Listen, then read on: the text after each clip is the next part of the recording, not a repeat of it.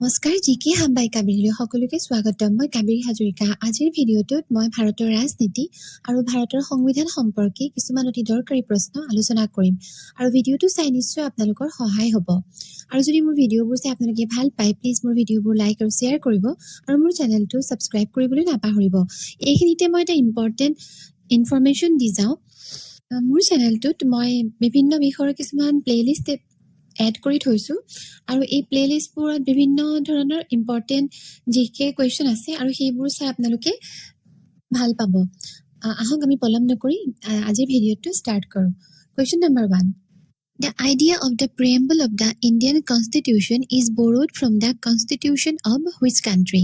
The preamble মানে হৈছে প্ৰস্তাৱনা ভাৰতীয় সংবিধানৰ প্ৰস্তাৱনাৰ ধাৰণাটো তলত দিয়া কোনখন দেশৰ সংবিধানৰ পৰা ধাৰ কৰা বা গ্ৰহণ কৰা হৈছে অপচনবোৰ হৈছে option A Russia option B Canada option B Britain option C United States of America আৰু শুদ্ধ উত্তৰটো হৈছে option D United States of America ভাৰতৰ সংবিধানৰ আৰম্ভণিতে এটা প্ৰিএম্বল বা প্ৰস্তাৱনা আছে আৰু এই প্ৰস্তাৱনাটো ইউনাইটেড ষ্টেটছ অফ আমেৰিকাৰ পৰা গ্ৰহণ কৰা হৈছে The preamble has been amended only once in 1976 by the 42nd Constitutional Amendment Act প্ৰস্তাৱনাটো এতিয়ালৈকে এবাৰে সংশোধন কৰা হৈছে আৰু সেই সংশোধনীটো হৈছিল 1976 চনৰ যিটো 42 নম্বৰৰ সংবিধান সংশোধনী আইন অনুসৰি ইট এডেড 3 নিউ words আৰু এই সংশোধনী অনুসৰি তিনিটা নতুন শব্দ প্ৰস্তাৱনাত সংযোগ কৰা হৈছিল আৰু সেইকেইটা হৈছে socialist secular and integrity next question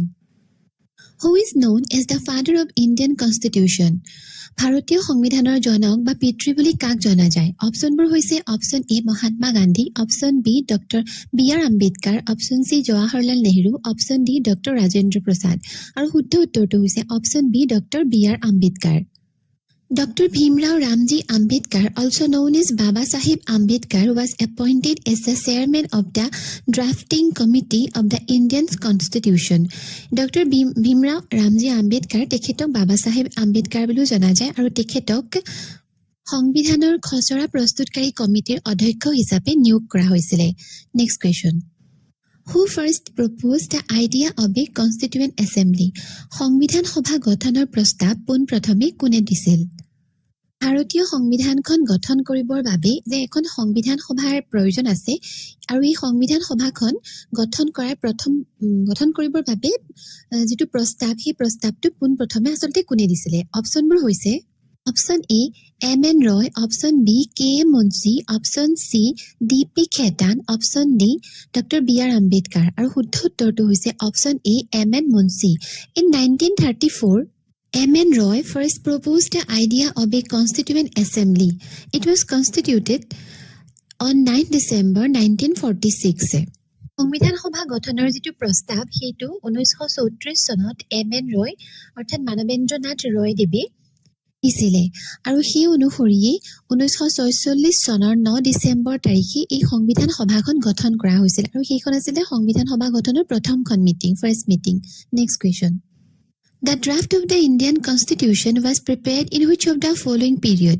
ভাৰতীয় সংবিধানৰ খচৰাখন তলত দিয়া কোনটো সময়সীমাৰ ভিতৰত প্ৰস্তুত কৰা হৈছিল অপচনবোৰ হৈছে option A December 1946 to November 1949 option B August 1945 to November 1945 option C July 1946 to October 1948 option D November 1948 to January 1949 আৰু শুদ্ধ উত্তৰটো হৈছে option A December 1946 to November 1949 সংবিধানৰ খচৰা প্ৰস্তুত কৰিবৰ কাৰণে যিখন কমিটি সংবিধান সভা এইখন 1946 চনৰ 9 ডিসেম্বৰত গঠন কৰা হৈছিল আৰু সেই অনুসৰি 1946 চনৰ ডিসেম্বৰৰ মাহৰ পৰা 1949 চনৰ নৱেম্বৰ মাহৰ ভিতৰত যোৱাত এই সময়ছোৱাৰ ভিতৰতে সংবিধানৰ খচৰাখন প্ৰস্তুত কৰি উলিওৱা হৈছিল সংবিধানৰ খচৰা মানে যেটো জকাটো আচলতে এখন মূল সংবিধানৰ কপিটো নহয় The drafting committee for the Constitution of India was constructed under the Cabinet Mission Plan of 1946.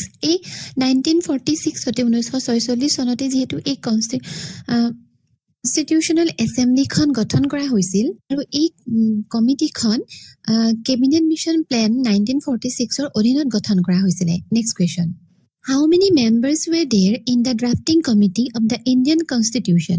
ভাৰতৰ সংবিধানৰ খচৰা প্ৰস্তুতকাৰী কমিটি বা সমিতিত কিমানজন সদস্য আছিলে? অৰ্থাৎ এই কমিটিখন কেইজন সদস্যৰে গঠিত হৈছিলে? অপচনবোৰ হৈছে option A 5 members, option B 10 members, option C 7 members আৰু অপচন ডি 3 মেম্বাৰ্ছ। আৰু শুদ্ধ উত্তৰটো হৈছে option C 7 members. The committee consisted of 7 members under the chairmanship of Dr. B.R. Ambedkar. Dr. B.R. Ambedkaৰৰ অধ্যক্ষতাত এই কমিটিখন গঠন কৰা হৈছিল আৰু এই কমিটিত সৰ্বমুঠ 7জন সদস্য আছিলে। Next question. Which of the following is not a member of the drafting committee of the Indian Constitution? তলত দিয়া কোনজন ব্যক্তি সংবিধানৰ খচৰা প্ৰস্তুতকাৰী যিখন কমিটি সেই কমিটিৰ সদস্য নহয়?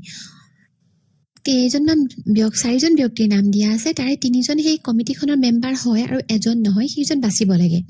অপচনবোৰ হৈছে অপচন এ N Gopalaswami Ayyangar, option B Mahatma Gandhi, option C K M Munshi, option D Mohammad Saadulla. আৰু শুদ্ধ উত্তৰটো হৈছে অপচন বি মহাত্মা গান্ধী। মহাত্মা গান্ধীক বাদ দি বাকী যি 3জন ব্যক্তি আছে সেই 3জন এই কমিটিৰ সদস্য হয়। দ্য আদাৰ members of the drafting committee R, আৰু সেই 7জন মেম্বাৰৰ 3জনৰ নাম আমি পালো, তাৰে বাকী 4জনৰ নাম হৈছে Alladi Krishnaswami Ayyar, doctor B R Ambedkar, B L Mitter, later replaced by N Madhav Rao. এই বি এল মিত্ৰৰ পিছত তেখেতৰ ঠাইত এন মাধৱ ৰাওক ৰিপ্লেচ কৰা হৈছিলে। And D P Khaitan, later replaced by T T Krishnamachari, আৰু এই ডি পি খেতানৰ ঠাইত পিছৰ পৰ্যায়ত টি টি কৃষ্ণমাচাৰীক ৰিপ্লেচ কৰা হৈছিলে। Next question.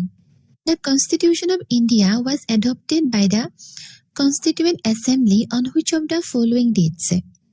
সংবিধান সভাই ভাৰতৰ সংবিধানখন কিমান চনত গ্ৰহণ কৰিছিল? ড্ৰাফটিং কমিটি যিখন তৈয়াৰ কৰি দিয়া হৈছিলে সেই খচৰা প্ৰস্তুতকাৰী কমিটিয়ে সংবিধানৰ খচৰাটো প্ৰস্তুত কৰিলে আৰু ইয়াক প্ৰস্তুত কৰি পেলাই সংবিধান সভাত জমা দিয়ে। আৰু সেই খচৰাখন সংবিধান সভাই কিমান চনত মূল সংবিধান হিচাপে গ্ৰহণ কৰিছিল, মানে এইখন একচেপ্ট কৰিছিলে? অপচনবোৰ হৈছে অপচন এ 26 নৱেম্বৰ 1949, অপচন বি 26 জানুৱাৰী 1950, অপচন চি 26 জানুৱাৰী 1947, অপচন ডি 26 আগষ্ট 1950। আৰু শুদ্ধ উত্তৰটো হৈছে option A 26 November 1949।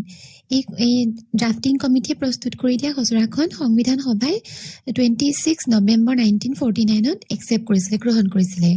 It was adopted on 26 November 1949. Next question.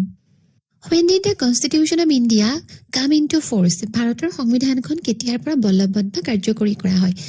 এই খচৰা প্ৰস্তুতকাৰী কমিটিয়ে সংবিধানৰ খচৰাখন প্ৰস্তুত কৰিলে আৰু কৰি পেলাই সংবিধান সভাত জমা দিলে। তেওঁলোকে 1949 চনৰ 26 নৱেম্বৰত এইখনক গ্ৰহণ কৰিলে আৰু এতিয়া গ্ৰহণ কৰাৰ পিছত সেইখন কাৰ্যকৰী মানে বলবৎ কেতিয়াৰ পৰা কৰা হৈছে সেই প্ৰশ্নটো ইয়াত সোধা হৈছে। অপচনবোৰ হৈছে অপচন এ 26 জানুৱাৰী 1947, 26 November 1949, option C 15 August 1950, option D 26 জানুৱাৰী 1950। আৰু শুদ্ধ উত্তৰটো হৈছে option D 26 January 1950। The constitution of India came into effect on 26 January 1950 and it is celebrated as the Republic Day. ভাৰতীয় সংবিধানখন ভাৰতত কাৰ্যকৰী হৈছিল বা বলবৎ কৰা হৈছিলে 1950 চনৰ 26 জানুৱাৰী তাৰিখৰ পৰা, আৰু সেই কাৰণে প্ৰত্যেক বছৰে 26 জানুৱাৰী তাৰিখটো আমি ৰিপাব্লিক ডে বা গণৰাজ্য দিৱস হিচাপে পালন কৰোঁ। Next question. Who was the president of the Constituent Assembly of the Indian Constitution? ভাৰতীয় সংবিধানৰ সংবিধান সভাৰ সভাপতি কোন আছিলে?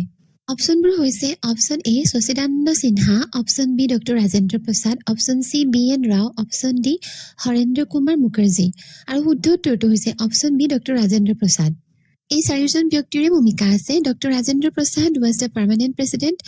এই সংবিধান সভাৰ যিজন পাৰ্মানেণ্ট প্ৰেচিডেণ্ট স্থায়ী সভাপতি আছিল doctor Rajendra Prasad. Sachchidananda Sinha was the interim president, তেখেত আছিলে অস্থায়ী সভাপতি। Harendra Kumar Mukherjee was the vice president, আৰু হৰেন্দ্ৰ কুমাৰ মুখাৰ্জী আছিলে উপ সভাপতি।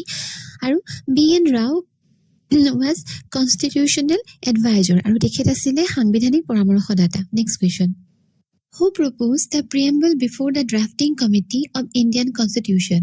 ভাৰতীয় সংবিধানৰ খচৰা প্ৰস্তুত কমিটিৰ আগত সংবিধানখনত এটা প্ৰস্তাৱনাৰ সংযোগ কৰাৰ প্ৰস্তাৱটো কোনে দিছিলে এই সংবিধানখনত যে এটা প্ৰস্তাৱনা থাকিব লাগে এই কথাটো কোনে উল্লেখ কৰিছিলে অপচনবোৰ হৈছে option A B R Ambedkar option B Jawaharlal Nehru option C Mahatma Gandhi option D B N Rao আৰু শুদ্ধ উত্তৰটো হৈছে option B Jawaharlal Nehru it is proposed by Jawaharlal Nehru আৰু এই প্ৰিএম্বল বা প্ৰস্তাৱনা সংযোগ কৰাৰ যিটো প্ৰস্তাৱ এইটো জৱাহৰলাল নেহৰুৱে দিছিলে এই প্ৰিএম্বলটোক সোল অফ দ্য কনষ্টিটিউশ্যন বুলিও কোৱা হয় অৰ্থাৎ ভাৰতৰ সংবিধানখনৰ আত্মা বুলিও কোৱা হয় এই প্ৰিএম্বলটোৰ জৰিয়তে সংবিধানখনৰ কথা আমি ভালকৈ জানিব পাৰোঁ বন্ধুসকল আজিৰ ভিডিঅ'টোত ইমানেই আশা কৰোঁ ভিডিঅ'টো চাই আপোনালোকে ভাল পালে আৰু যদি মোৰ ভিডিঅ'বোৰ চাই আপোনালোকে ভাল পায় প্লিজ মোৰ ভিডিঅ'বোৰ লাইক আৰু শ্বেয়াৰ কৰিব আৰু মোৰ চেনেলটো ছাবস্ক্ৰাইব কৰিবলৈ নাপাহৰিব ধন্যবাদ